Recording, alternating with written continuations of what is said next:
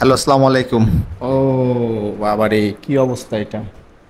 প্রচুর মহিলা এখানে। মানে রাস্তার সাইডে বাসা হইলে যা হয় আর কি। আর ঢাকা শহরে যারা থাকে তারা জানে, মানে রুমের ভিতরে আপনি যদি বিশেষ করে ঈদের ছুটির পরে যখন বাসায় আসেন, আহ, এমন কোনো জায়গা নেই যে আপনি ময়লা পাবেন না। পুরা মনে করেন 2 দিন লাগে পরিষ্কার করতে।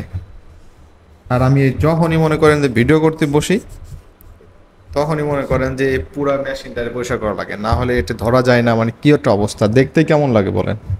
এখন এই অবস্থা খুবই খারাপ হয়ে গেছে। এই সব জায়গায় পরিষ্কার করতে হয়, মনে হয় গোসল করাই নিয়ে আসি রে। যাই হোক, তাও আবার মাস্ক দিয়ে পরিষ্কার করলাম।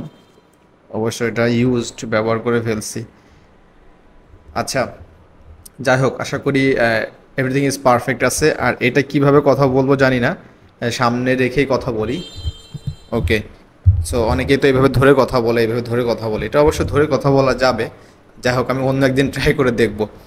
আচ্ছা, বেসিক্যালি যে টপিক নিয়ে আপনার সাথে কথা বলার জন্য আসছি, মেনলি হচ্ছে আমরা সবাই ফ্রিল্যান্সিং যারা শিখতে চাচ্ছি, মানে একদমই বিগিনার অবস্থায় আছি, তাদের জন্য আজকের এই ভিডিওটা।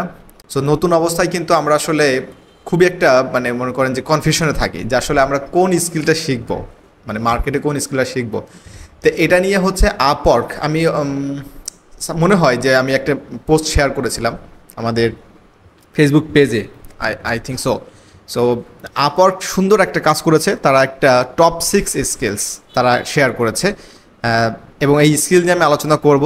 আমরা দেখব যে আমরা আসলে কোন ক্যাটাগরির মধ্যে আছি, মানে আমরা কোনো একটা মধ্যে আছি অথবা আমরা শিখতে পারবো কিনা সেই 6টা স্কিলের মধ্য থেকে। তো চলুন দেখে আসি, সরাসরি এখন নিয়ে যাব আপনাদেরকে পেজে। ওকে, সো আমি ফেসবুক পেজে চলে আসছি, পাওয়ারফুল টিউটরসের ফেসবুক পেজে। অ্যান্ড এখানে দেখতে পাচ্ছেন টপ 6 নিউ স্কিলস, যেটা কিনা 2024 সালে 2024-এ এসে টপ 6 নিউ স্কিলস, যেটা আপওয়ার্ক জানিয়েছে। এখন আপওয়ার্ক যখন জানিয়েছে, তার মানে কিন্তু এটার মধ্যে সামথিং কিছু একটা আছে, তাই না?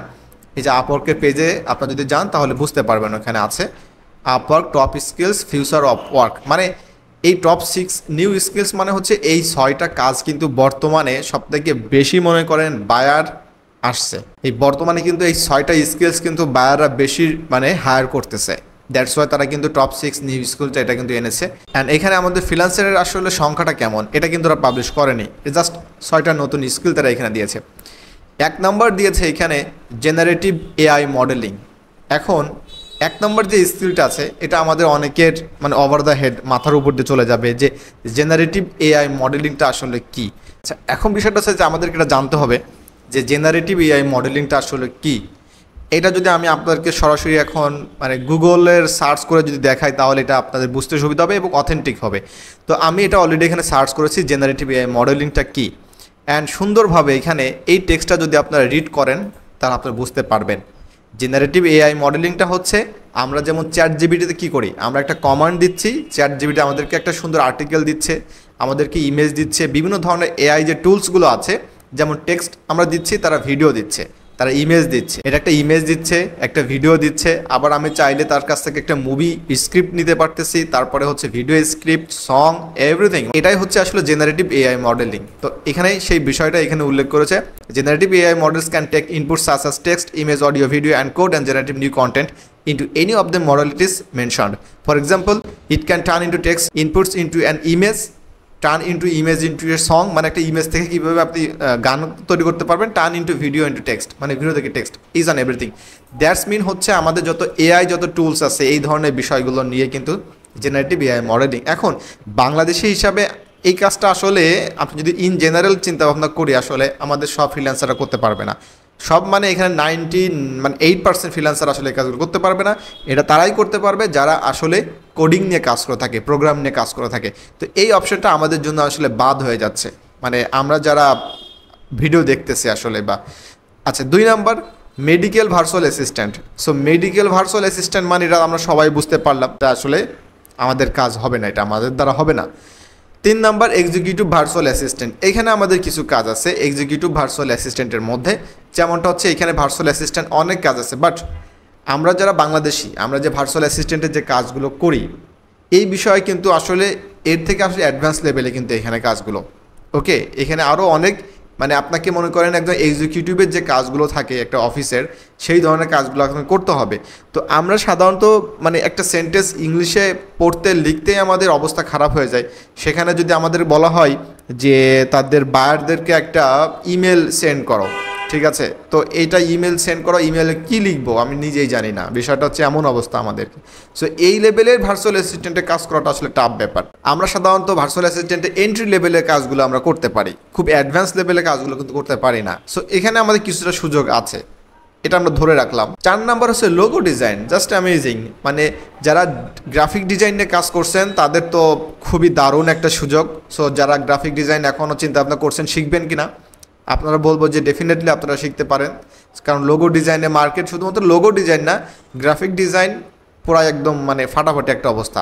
সো লোগো ডিজাইন কিন্তু আছে, মানে আপনি বুঝতে পারছেন ব্যাপারটা যে আপওয়ার্কে 6টা স্কিলের মধ্যে লোগো ডিজাইন ব্যাপারটা আছে। এরপর দেখি 5 নাম্বার আছে development and IT project management. এখানে যারা হচ্ছে আইটি রিলেটেড যারা পড়াশুনো করেছে, এখানে আইটি রিলেটেড যারা আছে, অর্থাৎ আইটিতে যারা স্টাডি করছে, যেমন বিএসসি করছে, মাস্টার্স করছে, এই রিলেটেড বা ডিপ্লোমা করছে, এই ধরনের বিষয়গুলো। তো আইটি রিলেটেড মানে হচ্ছে এখানে আপনাকে বিভিন্ন ধরনের সফটওয়্যার ডেভেলপমেন্ট থেকে শুরু করে অ্যাপ ডেভেলপমেন্ট, তারপরে এই ধরনের যে প্রজেক্ট আছে, এআই রিলেটেড প্রজেক্ট আছে, মোটামুটি এটা বলতে পারেন যে একটা টপ স্কিলের মধ্যে।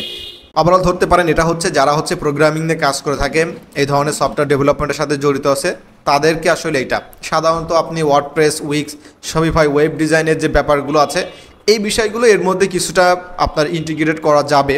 বাট এখানে আসলে যেহেতু আইটি প্রজেক্ট ম্যানেজমেন্ট করতে হবে, এটা আসলে অনেক বড় ধরনের একটা কাজ। আচ্ছা, তাহলে মানে এখানেও আমাদের আসলে খুব বেশি চান্সেস নাই। তো আমাদের চান্সেসটা আসলে বলতে পারি যে এখানে 10 to 30% থাকতে পারে এখানে। আচ্ছা, এরপর দেখে আসি 6 number digital marketing campaign management, মানে হুইচ ইজ মানে ওয়ান অফ দ্য বেস্ট হচ্ছে স্কিলস বর্তমানে, এবং যেটা কিনা আপওয়ার্কেও কিনা 6 নাম্বারে তারা এটা নিয়ে আসছে।